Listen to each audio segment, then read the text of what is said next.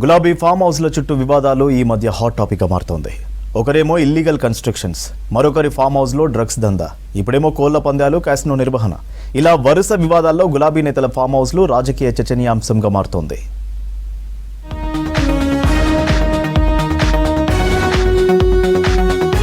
Moinabad farm house case వ్యవహారం తీగలాకితే డొంక కదులుతుంది. కోడి పందాలు, కేసినో వ్యవహారంలో బీఆర్ఎస్ ఎమ్మెల్సీ పోచంపల్లి శ్రీనివాసరెడ్డికి నోటీసులు ఇచ్చారు మోయినాబాద్ పోలీసులు. ఆయన ఫామ్ హౌస్ ఓనర్ గా ఉన్నారు. దీంతో ఈ ఫామ్ హౌస్ లో గుట్టు తేల్చనున్నారు పోలీసులు. 11 ఎకరాలున్న ఫామ్ హౌస్ లీజుకి ఇచ్చానంటున్నారు ఎమ్మెల్సీ పోచంపల్లి శ్రీనివాసరెడ్డి. ఆయనకు పోలీసులు నోటీసులు ఇచ్చారు. దీంతో ఈ వ్యవహారం మరో మలుపు తిరిగింది. హైదరాబాద్ నగర శివారు మోయినాబాద్ లోని పోచంపల్లి ఫామ్ హౌస్ లో అసాంఘిక కార్యక్రమాలు జరుగుతున్నట్లు పోలీసులకు సమాచారం అందింది. పెద్ద ఎత్తున క్యాసినో, కోడి పందాలు, బెట్టింగులు ఇంకా రకరకాల పనులు జరుగుతున్నట్లు సమాచారం అందింది. దీంతో అర్ధరాత్రి సమయంలో పోలీసులు ఫామ్ హౌస్ పై సోదాలు చేసి మొత్తం 64 మందిని అదుపులోకి తీసుకున్నారు పోలీసులు. వాళ్ల నుంచి దాదాపు 30 లక్షల రూపాయలను స్వాధీనం చేసుకున్నారు. బెట్టింగ్ కాయిన్స్, కోళ్ల పందాలకు సంబంధించిన కత్తులను సైతం స్వాధీనం చేశారు. చాలా మందిని సొంత పూచీకత్తుపై విడుదల చేశారు. భూపతిరాజు, శివకుమార్ వర్మను అరెస్ట్ చేసి రిమాండ్కు పంపారు.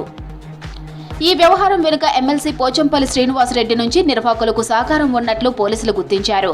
కోడి పందాలు నిర్వహించిన శివకుమార్కు బీఆర్ఎస్ పార్టీతో సన్నిహిత సంబంధాలున్నట్లు ఆరోపణలు ఉన్నాయి. దీంతో విచారణ మొదలుపెట్టారు.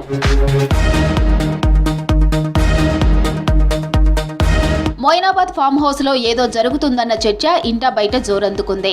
శివకుమార్ వర్మ భూపతిరాజు ఆర్గనైజర్ కాగా సుమన్ అనే వ్యక్తి కీలకంగా వ్యవహరించినట్టు తెలుస్తుంది. సెలబ్రిటీలు, రాజకీయ నేతలతో ఫోటోలు దిగి వారంతా తనకు తెలుసని చెబుతున్నారట. మొత్తానికి 54 లగ్జరీ కార్లు సీజ్ చేశారు పోలీసులు. జన్వాడ ఫామ్ హౌస్ వ్యవహారం బీఆర్ఎస్ వర్కింగ్ ప్రెసిడెంట్ కేటీఆర్ది. ప్రభుత్వ భూముల్లో అక్రమంగా ఫామ్ హౌస్ నిర్మాణం చేశారనే విమర్శలు వెల్లువెత్తాయి.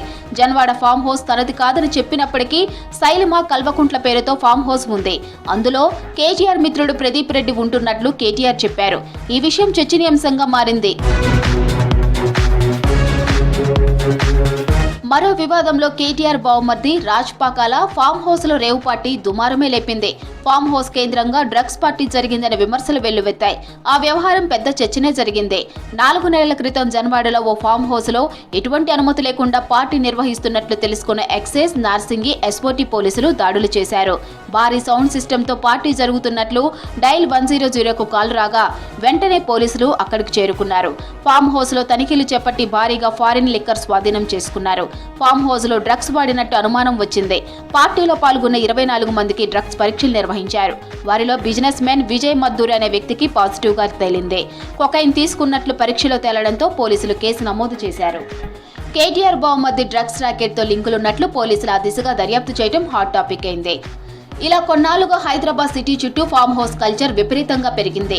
ముఖ్యంగా మోయినాబాద్, శంషాబాద్, శంకరపల్లి, మేడ్చల్, శామీర్పేట్, కీసరా, ఇబ్రహీంపట్నం ప్రాంతాల్లో 5 నుంచి 10 ఎకరాల భూముల్లో ఫామ్ హౌస్లు ఉంటున్నాయి.